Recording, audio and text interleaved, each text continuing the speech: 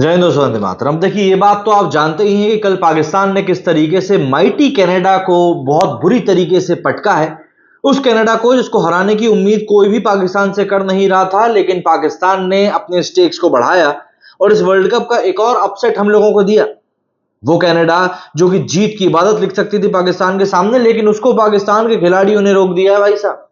मतलब पाकिस्तान ही एक ऐसी टीम है जो कि कनाडा, युगांडा, नेपाल, नीदरलैंड और पता नहीं कैसी टीमों को रोक सकती है। और किसी टीम में इतनी ताकत नहीं है। लेकिन इतनी ताकतवर टीम होने के बावजूद भी क्या आपको पता है, पाकिस्तान की टीम में कुछ दुल्हनों की एंट्री हो गई है जो कि आपस में ही बात नहीं कर रही है, एक दूसरे से मुंह फेर के बैठी हुई। दरअसल ये मैं नहीं कह रहा हूं, बल्कि ये कहा है पाकिस्तान के ही दिग्गज क्रिकेटर रह चुके वसीम अकरम ने। मतलब देखो ना यार, अब टीम में कोई चीज चल रही है तो सुगबुगाहट तो बाहर आ ही जाएगी। अगर मनमुटाव है, चोरी चोरी कोई किसी से बात करना बंद कर चुका है, तो बातें तो बाहर आती हैं। कुछ ऐसा ही पाकिस्तान टीम में भी हुआ है। देखिए, शाहीन शाह अफरीदी को 50 ओवर के वर्ल्ड कप के बाद में बाबर आजम को हटाकर कप्तान बनाया गया था, ये सबको पता है। लेकिन शाहीन शाह अफरीदी को फिर एक T20 वर्ल्ड कप के ठीक पहले कप्तानी से हटा दिया गया और पाकिस्तान की टीम जब आर्मी कैंप गई थी ट्रेनिंग लेने के लिए, सरेंडर करने की, तब बाबर आजम को फिर से कप्तान बना दिया गया। और अब वसीम अकरम ने जब भारत से ये टीम हारी, उसके बाद वसीम अकरम ने काफी दुखी होते हुए इस बात को कहा कि यार ये दोनों तो आपस में बात ही नहीं करते। अब देखिए, शाहीन शाह अफरीदी एक प्राइम फास्ट बॉलर हैं और बाबर आजम पाकिस्तान वालों के लिए सबसे बड़े बैट्समैन है। भले ही वो खेले या ना खेले, लेकिन सबसे बड़ा बैट्समैन। तो ऐसे में ये दो अलग अलग पावर हाउस हैं। ये दोनों को कभी लोग एक दूसरे का बहुत खास दोस्त बताते हैं, कभी लोग बताते हैं कि ये दोनों एक दूसरे का मुंह भी देखना पसंद नहीं करते। बीच में तो इस तरह की बातें चली थी कि शाहिद अफरीदी के दामाद होने के नाते शाहिद अफरीदी भी इस बात को लेकर प्रेशर बना रहे हैं कि भैया पाकिस्तान का कप्तान कौन होगा, शाहीन शाह अफरीदी जैसा होगा। अब इतनी पॉलिटिक्स के बीच में आप खुद सोचिए कि एक टीम को अगर परफॉर्म भी करना है तो कैसे ही परफॉर्म करेगी। इसीलिए पाकिस्तान टीम का जो पूरा फोकस है, पूरा प्राइमा फेसिया है, वो इसी चीज के ऊपर लगा रहता है कि भैया कैसे भी करके हमको तो अपनी राजनीति चमकानी है। और इसीलिए आप देखेंगे कि इमाद वसीम, मतलब आप इस बंदे को रिटायरमेंट से वापस बाहर निकाल कर लाए हो परफॉर्म करने के लिए, पर बंदा कर क्या रहा है?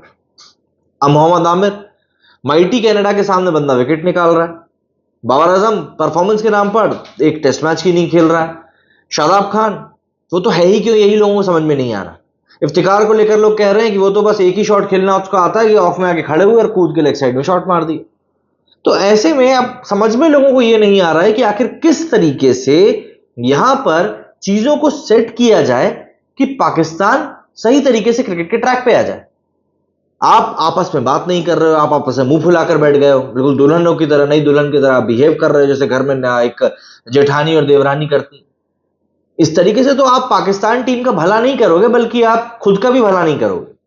और इसीलिए पाकिस्तान की टीम लगातार नीचे की तरफ जाती जा रही है, गर्त की तरफ जाती जा रही है, और वहां से उसके वापस आने का भी कोई चांस दिखाई नहीं दे रहा है। ऐसे में सबसे बड़ा सवाल यही सबके जहन में आ रहा है कि यार अगर ऐसे ही पाकिस्तान का चलता रहेगा तो फिर कैसे इनका भला हो पाएगा? क्योंकि इस तरीके से तो कुछ भला होने से रहा। और अगर आप सोच रहे हो कि इस तरीके से आपका भला हो जाएगा, तो आई थिंक कि आप गलत हो। वसीम अकरम का परेशान होना, वसीम अकरम का दुख जताना वाजिब भी है, क्योंकि उस पाकिस्तान टीम का हिस्सा रहे हैं जो एक समय पर दुनिया को डोमिनेट किया करती थी। और आज की तारीख में वो देख रहे हैं कि यहां पर ऐसे ऐसे बॉलर आ गए जो बस घिग्गी पसरने पर बैठ जाते हैं पैर पकड़ के। टेस्ट मैच तो खेलने को बोल दो तो इनकी बिल्कुल जान पे आ जाती है। समझ में नहीं आ रहा कि आखिर कैसे पाकिस्तान की टीम इस तरीके से आगे बढ़ेगी। और अगर वाकई में इतना मुंह फुलाना ये लोग आपस में खेलेंगे, तब तो फिर हो गया भैया बंटाधार। ऐसे तो मतलब चीजें नहीं चल पाएंगी, सिंपल सा फंडा ही है। और अगर इनको ऐसे में ही चीजें चलानी है तो फिर क्या बोले, मतलब सिर्फ और सिर्फ हम बोल सकते हैं कि ये बद से बदतर कंडीशन की तरफ जाने वाली स्थिति है, और कुछ भी नहीं।